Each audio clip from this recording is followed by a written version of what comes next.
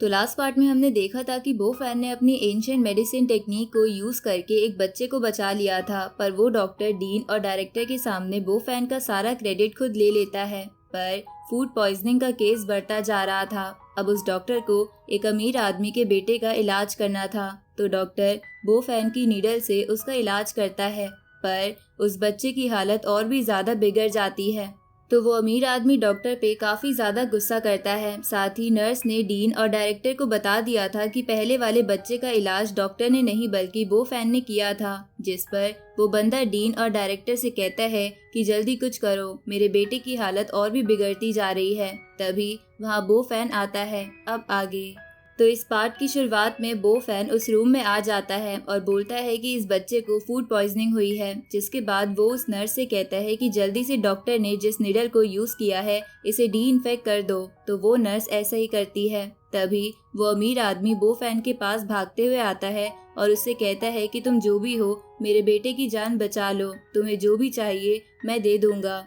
पर बो फैन उससे बोलता है कि मुझे कुछ नहीं चाहिए और वो बच्चे को चेक करने लगता है। तभी नर्स उससे बोलती है कि नीडल को डी इन्फेक्ट कर दिया गया है। ये सुनकर अब बो फैन उन नीडल्स को उस बच्चे पर लगाता है। जहां बो फैन को ऐसा करते हुए देखकर सारे लोग हैरान थे। तभी धीरे धीरे उस बच्चे की हालत ठीक होने लगती है। थोड़ी देर बाद जब बो फैन उन नीडल्स को निकालता है तो वो बच्चा होश में आ जाता है। ये देखकर वो अमीर आदमी अपने बच्चे से बात करने लगता है और बो फैन से पूछने लगता है कि इस फूड पॉइजनिंग से मेरे बच्चे को आगे चलकर कोई तकलीफ तो नहीं होगी ना। जिस पर बो फैन बोलता है कि मैंने नीडल्स का यूज करके वो पॉइजन इसकी बॉडी से बाहर निकाल दिया है, इसलिए अब इसे कोई भी तकलीफ नहीं होगी। ये सुनकर वो अमीर आदमी बो फैन से कहता है कि तुमने हमारी फैमिली पे बहुत बड़ा उपकार करा है, इसलिए तुम मेरे दोस्त बन जाओ। जिस पर बो फैन उससे कहता है कि आप तो इतने अमीर हो कि कोई भी आपका दोस्त बनना चाहेगा, तो आप मुझे अपना दोस्त क्यों बनाना चाहते हैं। ये सुनकर वो अमीर आदमी बोलता है कि मेरे पास काफी पैसा है, लेकिन अगर उसे खर्च करने के लिए कोई नहीं है तो उसका क्या फायदा, इसलिए तुम मुझे अपना दोस्त बना लो और बदले में मैं तुम्हें आज की फीस के बदले एक रेस्टोरेंट गिफ्ट करना चाहता हूँ जो मैंने हाल ही में बनाया है, जिसके ट्रांसफर पेपर तुम्हें कल मिल जाएंगे। ये सुनकर वहाँ खड़े सारे लोग चौंक जाते हैं। इसके बाद वो अमीर आदमी अपने बेटे को वहां से लेकर चला जाता है, जिसके जाने के बाद डायरेक्टर बो फैन से कहता है कि प्राइमरी स्कूल के काफी बच्चे इसी बीमारी से पीड़ित हैं, इसलिए प्लीज तुम उन्हें भी ठीक कर दो। तो बो फैन इसके लिए मान जाता है और उन्हें भी ठीक कर देता है। आगे वो डायरेक्टर बो फैन से कहता है कि तुमने आज हमारी बहुत मदद करी है। आज के एक्सीडेंट पर काफी लोगों की नजर थी, अगर कुछ गलत हो जाता तो काफी लोग मुसीबत में पड़ जाते, इसलिए तुम्हें कभी भी मेरी जरूरत हो तो मुझे बता देना। इसके बाद बो फैन डायरेक्टर को अपनी मॉम का बिल दिखाता है। साथ ही वो उसे बताता है कि मेरी मदर को ब्रेन में दिक्कत थी, पर ये डॉक्टर उनकी हार्ट की ट्रीटमेंट कर रहा था। ये सुनकर डायरेक्टर और वो डीन गुस्से में डॉक्टर से कहता है कि तुम हमारे पीछे ये सब कर रहे हो। जिस पर वो डॉक्टर कहता है कि प्लीज एक बार आप मेरी बात सुन लीजिए, लेकिन वो दोनों बिना उसकी बात सुने उसे नौकरी से निकाल देते हैं। ये सुनकर वो डॉक्टर दूसरे चांस की भीख मांगने लगता है। तभी बो फैन डायरेक्टर और डीन से कहता है कि हमें इसे नौकरी से नहीं निकालना चाहिए, बल्कि इसने जो करा है वो इल्लीगल है, इसलिए हमें इसे पुलिस को दे देना चाहिए। ये सुनकर वो डॉक्टर भागने लगता है, लेकिन बो फैन उसे रोक लेता है। तो डॉक्टर कहता है कि प्लीज मुझ पर रहम करो, मेरे छोटे छोटे बच्चे हैं, अगर मैं जेल चला गया तो उनकी लाइफ बर्बाद हो जाएगी। इस पर बो फैन उससे कहता है कि क्या तुमने कभी किसी पर रहम खाया है जो मैं तुम पे रहम खाऊं। कितने ही लोगों ने अपने घर और जमीनें बेची होंगी तुम्हारा झूठा बिल चुकाने के लिए, इसलिए हम तुम्हें पुलिस के हवाले कर रहे हैं, यही तुम पे बहुत बड़ा रहम है। आगे वो डायरेक्टर बो फैन से पूछता है कि तुमने चाइनीज मेडिसिन कहाँ से सीखी और तुम्हारा टीचर कौन था। जिस पर बो फैन कहता है कि मैंने चाइनीज मेडिसिन नहीं सीखी, बल्कि मुझे एक एंशिएंट टीचर ने सिखाया है जो कि अब रिटायर हो चुके हैं। ये सुनकर वो डायरेक्टर कहता है कि मुझे विश्वास नहीं हो रहा कि एंशिएंट स्किल्स इतनी महान हो सकती है। तभी डीन बो फैन से पूछता है कि क्या तुम्हें हमारे हॉस्पिटल में काम करने में इंटरेस्ट है, हम तुम्हें इसके बदले काफी अच्छी सैलरी भी देंगे। ये सुनकर बो फैन उन दोनों से कहता है कि मुझे फिलहाल अपनी मदर का ख्याल रखना है, इसलिए अभी मेरा ऐसा कोई भी प्लान नहीं है। साथ ही वो उन दोनों से कहता है कि आज मैं जब उन बच्चों का पॉइजन निकाल रहा था तब मुझे शक हुआ कि ये कोई एक्सीडेंट नहीं है, बल्कि किसी का जानबूझकर किया हुआ काम है, और मुझे डाउट है कि आपके हॉस्पिटल में ही वो बंदा है। ये सुनकर डायरेक्टर कहता है कि कहीं वो डॉक्टर ने ही तो ऐसा नहीं किया। इस पर बो फैन कहता है कि वो ऐसा नहीं कर सकता, क्योंकि अगर उसने ऐसा किया होता तो उसे बच्चों की बॉडी से जहर निकालना भी आता। तभी बो फैन की मॉम वहाँ आ जाती है तो बो फैन उन दोनों से कहता है कि आप इसका पता लगाए, मैं तो यहाँ से जा रहा हूँ। अब बो फैन के वहाँ से जाने के बाद वो डायरेक्टर एक अर्जेंट मीटिंग बुलाता है। आगे हम एक मॉल के बाहर एक अमीर लड़के को देखते हैं जो काफी अच्छी तरीके से ड्रेसअप होकर आया था और ऐसा लग रहा था कि वो आज किसी को प्रपोज करने वाला है। इस तरफ हम बो फैन को देखते हैं जो किसी को कॉल मिला रहा था, लेकिन वो बंदा उसकी कॉल नहीं उठाता। उसी वक्त चूचू समीर लड़के से छुपते हुए वहां से जा रही थी, लेकिन वो अचानक से बो फैन से टकरा जाती है तो बो फैन उससे कहता है कि सुबह तुमने मुझे कार से ठोका था और अब मुझे धक्का दे रही हो, क्या तुमने मुझे मारने का कॉन्ट्रैक्ट ले रखा है। अब बो फैन को वहां देखकर चूचू उसके पास आकर उससे कहती है कि क्या तुम थोड़ी देर के लिए मेरे बॉयफ्रेंड बनने की एक्टिंग कर सकते हो, क्योंकि ये जो अमीर सा लड़का दिख रहा है वो काफी समय से मेरे पीछे पड़ा है। मैं काफी समय से इससे पीछा छुड़ाने की कोशिश कर रही हूँ, लेकिन ये मेरा पीछा नहीं छोड़ रहा। जिस पर वो फैन कहता है कि मेरी तो एक गर्लफ्रेंड है तो मैं तुम्हारी मदद क्यों करूँ। तभी वो अमीर सा लड़का चूचू को देख लेता है और उसके पास आकर कहता है कि मैं ये फ्लावर्स तुम्हारे लिए लाया हूँ और मैं होप करूंगा कि तुम्हारा दिन अच्छा जाए। इस पर चूचू उससे कहती है कि वैसे तो मेरा दिन अच्छा ही चल रहा है, पर अब तुम्हारी शक्ल देखकर खराब हो जाएगा। मेरा पीछा छोड़ दो, हम दोनों का रिश्ता इम्पॉसिबल है, ऊपर से मेरा पहले से ही बॉयफ्रेंड है। ये सुनकर वो लड़का कहता है कि तुम झूठ मत बोलो, मैं जानता हूँ कि तुम्हारा कोई भी बॉयफ्रेंड नहीं है।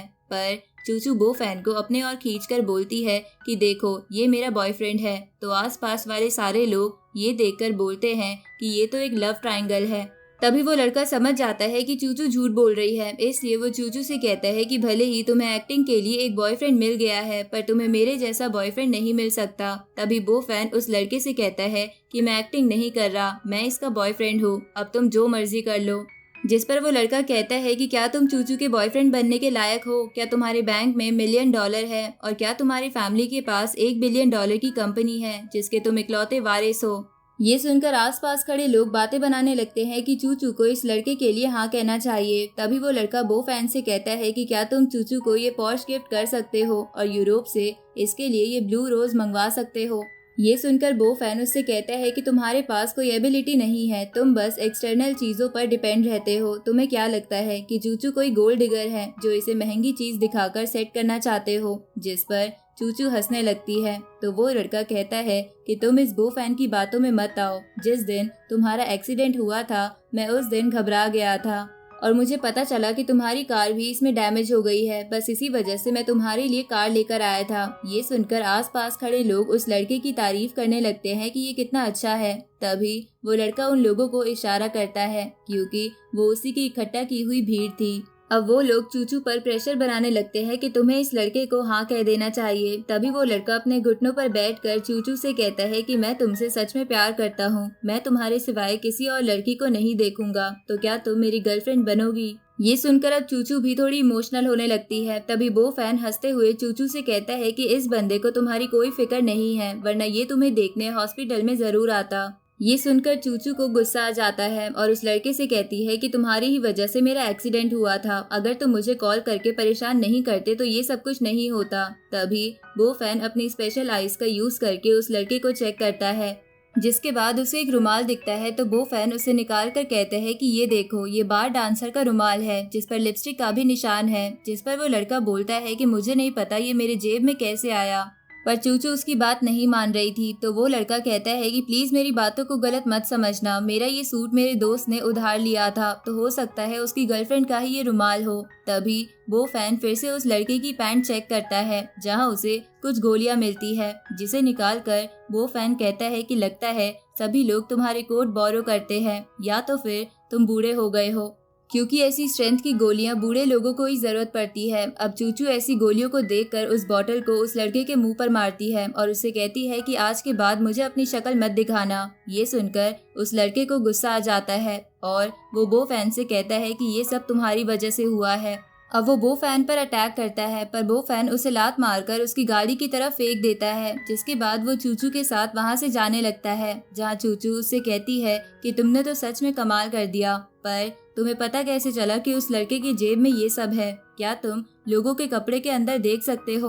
तभी चूचू शर्माते हुए कहती है कि अगर ऐसी बात है तो क्या तुम मुझे भी बिना कपड़ों के देख सकते हो। लेकिन बो फैन बात घुमाने के लिए कहता है कि मैं एक डॉक्टर हूँ, बॉडी में थोड़ा भी चेंज होता है तो मुझे फौरन पता चल जाता है। तो चूचू भी उसकी बात मान लेती है। इसके बाद बो फैन वहाँ से जाने लगता है, जिसे जाते हुए देखकर चूचू उससे कहती है कि मेरी मदद करने के लिए शुक्रिया, मैं बाद में तुम्हें कॉल करूंगी। आगे बो फैन एक हर्ब्स की शॉप पर आ जाता है और केमिस्ट को कुछ मेडिसिन की लिस्ट देता है और उसे वो निकालने को कहता है। तो इतनी लंबी लिस्ट देखकर वो केमिस्ट सारी चीजें जल्दी से निकाल कर जल्दी से पैक कर देता है और बो फैन से कहता है कि इन सब का टोटल हुआ 2,53,000। लेकिन बो फैन उस केमिस्ट से कहता है कि मुझे माफ कर देना, मुझे पता नहीं था कि ये इतनी एक्सपेंसिव होगी, मैं तो इतने पैसे लाया भी नहीं। ये सुनकर वो केमिस्ट कहता है कि क्या तुम्हें ये भी नहीं पता कि तुम्हारी मेडिसिन कितने की होगी, मेरी मेहनत तो खराब मत करो, कम से कम आधी मेडिसिन तो खरीद लो। ये सुनकर बो फैन केमिस्ट से कहता है कि मुझे मेडिसिन तो पूरी ही चाहिए, आधी मेडिसिन में जो मैं बनाना चाहता हूँ वो नहीं बनेगा। इस पर वो केमिस्ट कहता है कि क्यों ना तुम एक्सपायरी डेट के पास वाली मेडिसिन ले लो, वो मेडिसिन काफी सस्ती होती है। ये सुनकर बो फैन उससे कहता है कि मैं एक्सपायरी डेट के पास वाली मेडिसिन नहीं ले सकता क्योंकि मुझे ये मेडिसिन काफी लंबे समय तक यूज करनी है। ये सुनकर उस केमिस्ट को गुस्सा आ जाता है और वो बोलता है कि क्या तुम मुझसे मजाक कर रहे हो, मुझे तुम्हें मेडिसिन देनी ही नहीं चाहिए थी, तुम सच में एक भिखारी हो। और इसी के साथ ये पार्ट यहीं पे खत्म होता है।